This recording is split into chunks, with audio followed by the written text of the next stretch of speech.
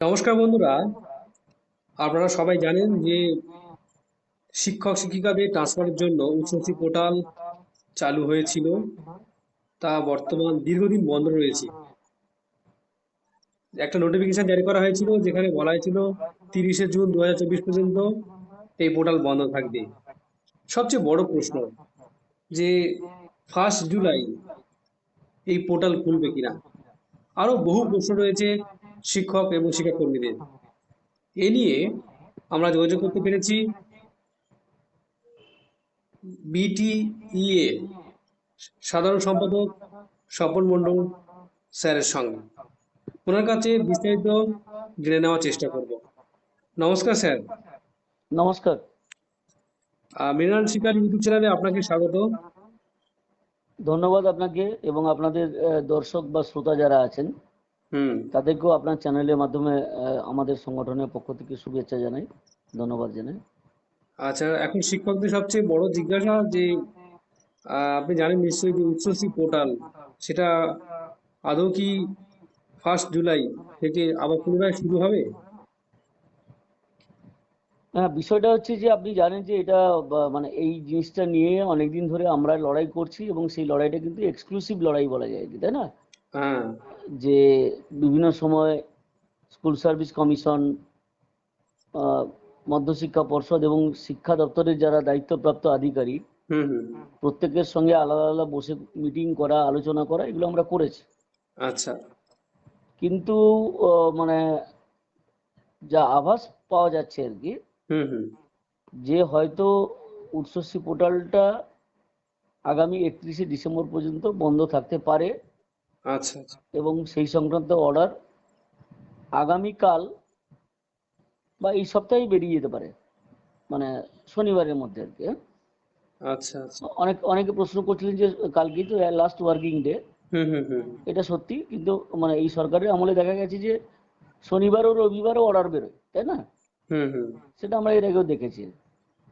তো আমি বলে রাখছি যে এই সপ্তাহের মধ্যে কিন্তু অর্ডারটা বেরোবে। তার মানে আরো এবং আমাদের অপেক্ষা করতে হবে ট্রান্সফারের জন্য। হ্যাঁ, নিশ্চয়ই অনেকদিন অপেক্ষা করতে হবে। এবং এটা বলা একবারে অত্যুক্তি হবে না যে শিক্ষা দপ্তর বা এই সরকার শিক্ষক শিক্ষাকর্মীদের ধৈর্যের পরীক্ষা নিচ্ছে আর কি। আচ্ছা। এটা যদি বলি আমি, এটা অতিরঞ্জিত হবে না। আচ্ছা। তো স্যার, বলছি যে এই পোর্টাল বন্ধ রাখা বা আবার চালু হওয়া নিয়ে কি কোনো মিটিং হওয়ার সম্ভাবনা রয়েছে? মিটিং হওয়ার সম্ভাবনা রয়েছে এই কথাটা ঠিক নয়, মিটিং অলরেডি হয়ে গেছে। আচ্ছা। আচ্ছা। গত মঙ্গলবার হুম। বিকাশ ভবনে একটা মিটিং হয়েছিল। আচ্ছা। সেই মিটিংয়ে যেমন শিক্ষা দপ্তরের আধিকারিকরা ছিলেন, সংশ্লিষ্ট যারা আধিকারিক আর কি, আচ্ছা। আচ্ছা। তার সাথে সাথে মধ্যশিক্ষা পর্ষদের সভাপতি ছিলেন, প্রাথমিক শিক্ষা পর্ষদের সভাপতি গৌতম পাল ছিলেন, আচ্ছা। মধ্যশিক্ষা পর্ষদের সভাপতি রামানুজ গাঙ্গুলি ছিলেন, স্কুল সার্ভিস কমিশনের চেয়ারম্যানও ছিলেন আচ্ছা। সিদ্ধার্থ মজুমদার। এদের উপস্থিতিতে একটা মিটিং হয়েছে আচ্ছা। এবং সেই মিটিংয়ে বিস্তারিতভাবে আলোচনা হয়েছে। এবং প্রসঙ্গক্রমে আমি আপনাকে জানিয়ে রাখি, আমরা যতটুকু বিভিন্ন সূত্র মারফত জানতে পেরেছি সেটা হচ্ছে এরমই, যে মধ্যশিক্ষা পর্ষদের সভাপতি কিন্তু চাইছিলেন যে মিউচুয়াল ট্রান্সফারটা চালু হোক। আচ্ছা। সেটা যেভাবেই হোক না কেন, মিউচুয়াল ট্রান্সফারটা চালু হোক। আচ্ছা। প্রাথমিক শিক্ষা পর্ষদের সভাপতি গৌতম পাল তিনিও নাকি খুব জোরালো সওয়াল করেছিলেন আচ্ছা। যে মিউচুয়াল ট্রান্সফারটা চালু হোক। কিন্তু যেটা শুনলাম আমরা, আচ্ছা। জানি না এটা কতটা সত্য, তবে আমরা যা শুনি মোটামুটি তার মধ্যে যথেষ্ট সত্যতা থাকে এবং সঠিক কথাটাই শুনি আর কি। আচ্ছা। সেটা হচ্ছে যে স্কুল সার্ভিস কমিশনের চেয়ারম্যান তিনি নাকি বলেছেন যে এই মুহূর্তে কোনো কিছুর দায়িত্ব তারা নিতে পারবে না, কারণ তাদের কাছে নাকি অনেক চাপ, তাদের কাছে, তাদের ঘাড়ে আর কি। আচ্ছা। বিশেষ করে যে 26,000 শিক্ষক নিয়ে যে মামলাটা হয়েছে, 16ই জুলাই সুপ্রিম কোর্টে হিয়ারিং আছে, আপনারা জানেন। হুম। সেই নিয়ে তারা স্ক্রুটিনি করছে, সেটা নিয়ে খুব ব্যস্ততা আছে। আচ্ছা। আপার প্রাইমারি নিয়োগ যেটা হবে, কোর্টের অর্ডার দিলে তবে গিয়ে মানে রেকমেন্ডেশন ছাড়তে পারবে তারা আর কি। আচ্ছা। সেই কাজের চাপেও তাদের নাকি আছে। হুম। প্লাস হচ্ছে আপার প্রাইমারিতে যে প্যারা টিচারদের সংরক্ষণ আছে, হুম। হুম। এটা নিয়ে একটা ঝামেলায় আছে। তারপর টেট সার্টিফিকেট ইস্যু করা নিয়েও নাকি তারা চাপে আছে। এই ধরনের অনেক যুক্তি টুক্তি দেখিয়েছে আর কি, ঠিক আছে। আচ্ছা। আচ্ছা। যুক্তি দেখিয়ে তারা বলেছে যে তারা এই মুহূর্তে এই দায়িত্বটা ক্যারি আউট করতে, মানে সিদ্ধান্ত যদি নেয় শিক্ষা দপ্তর, হুম। হুম। হুম। তাহলে তারা ক্যারি আউট করতে কিন্তু অক্ষম, এই কথাটা জানিয়েছে। মানে আচ্ছা। তারা পারবে না জানিয়েছে আর কি, হ্যাঁ। আচ্ছা স্যার, যদি পোর্টাল বন্ধই থাকে তাহলে কি মিউচুয়াল ট্রান্সফার নিয়ে কোনো বিকল্প ভাবনা ভাবতে পারে সরকার? এখন আমরা তো প্রথম থেকেই বলে আসছি হুম। যে সবকিছুই হচ্ছে অনলাইনে স্বচ্ছতার মধ্যেই হোক। হুম। হুম। হুম। আপনি জানেন যে 2020 সালে যখন প্রথম মিউচুয়াল ট্রান্সফার চালু হলো, হুম। তখন কিন্তু বিকাশ ভবন থেকে হতো, কমিশনারের দপ্তর থেকে হুম। হুম। রেকমেন্ডেশন, তাই না? হুম। এবং সেটাও কিন্তু অনলাইনে চালু হয়েছিল। আচ্ছা। সেটা উৎসশ্রী পোর্টালের মাধ্যমে নয় কিন্তু, আচ্ছা। কিন্তু অনলাইন পোর্টাল একটা ওরা খুলেছিল, হুম। Online mutual portal. সেই মিউচুয়াল পোর্টালের মাধ্যমে প্রায় 13 থেকে 14 হাজার টিচার কিন্তু পেয়ে গিয়েছিল মিউচুয়াল ট্রান্সফার। আচ্ছা। পরবর্তীকালে সেটাকে উচ্চশিক্ষা পোর্টালের সঙ্গে অ্যাটাচ করা হয়েছে, তাই না? হুম। তাহলে শিক্ষা দপ্তর যদি চায় আর কি হুম। হুম। মিউচুয়াল ট্রান্সফার চালু করতে, কমিশনারের কাছে তো ইটা আছে, পোর্টালটা আছে, হুম। হুম। আগে যেটা চালু করেছিল 2020-তে। আচ্ছা। সেখানে নিয়ে গিয়েও কিন্তু অনলাইনে চালু করা যেতে পারে, পুরো ডেটাগুলো ওখানে শিফট করে নেওয়া আর কি, তাই না? আচ্ছা। আচ্ছা, মানে আলাদা করা যেতে পোর্টাল পারে। আছে? আলাদা পোর্টাল একটা আছে অলরেডি, আচ্ছা। আচ্ছা। মানে সেটাকে অ্যাক্টিভ করে দিতে হবে আর কি। আচ্ছা। করে দিলেই হয়, কিন্তু প্রশ্নটা হচ্ছে যে তখন কিন্তু সেকেন্ডারি টিচারদেরও ওই পোর্টাল থেকে ট্রান্সফার হয়েছিল, হুম। আবার প্রাইমারি টিচারদেরও কিন্তু জেনারেল ট্রান্সফারটা কিন্তু ওই পোর্টাল থেকেই হয়েছিল, অনলাইন পোর্টাল থেকে, যেটা কমিশনার দপ্তরে মেনটেন করা হতো আর কি, তাই না? আচ্ছা। আচ্ছা। তো সিদ্ধান্তটা মোটামুটি তো হয়ে গেছে, বুঝতে পারছেন। হুম। হুম। এবার এটার ব্যতিক্রম যদি কিছু হয়, হুম। তাহলে সেটা কালকে অর্ডারের মাধ্যমে বোঝা যাবে। মানে আমি যে কথাগুলো বললাম, আচ্ছা। আচ্ছা। এই ইতিমধ্যে যদি এই ধরনের একদিনের দুদিনের মধ্যে বা আজকের মধ্যে, আজকে কোনো সিদ্ধান্ত হয়েছে বলে আমরা জানি না। হুম। হুম। জানি না মানে কি, আমি যতটুকু শুনেছি আজকেও হুম। এটা নিয়ে কোনো আলোচনা হয়নি। আচ্ছা। আগে যে সিদ্ধান্তটা ছিল সেটাই আছে বলবৎ। আচ্ছা। আচ্ছা। তাহলে তো বুঝতেই পারছেন, তার মানে কি মিউচুয়াল ট্রান্সফারও হ্যাঁ। নিয়ে এরাও খুব একটা মানে ইতিবাচক কোনো পদক্ষেপ নেবে বলে মনে হচ্ছে না। হুম। হুম। স্যার, অলরেডি যা দেখবেন যে অনেকে কিন্তু মিউচুয়াল ট্রান্সফার বলুন আর জেনারেল ট্রান্সফারে অনেকে আবেদন করে রেখেছেন। তো এগুলো কি ছাড়ার কোনো সম্ভাবনা রয়েছে? এইটা যে কথাটা আমি বারবার করে রিপিট করছি, সেটা হচ্ছে যে হুম। এই সরকারের একটা মোটামুটি দেখলাম আমি, যেটা একটা ট্রেন্ড হয়েছে আর কি, হুম। যে শিক্ষক শিক্ষাকর্মীদের আদালতমুখী করে তোলা। হুম। হুম। মানে যেটা খুব সহজে হয়ে যায়, ধরুন যারা মিউচুয়াল ট্রান্সফারের জন্য দরখাস্ত করে রেখেছে, হুম। হুম। 1 মিনিটের মধ্যে তো ক্লিক করলেই বেরিয়ে যায়। হুম। হুম।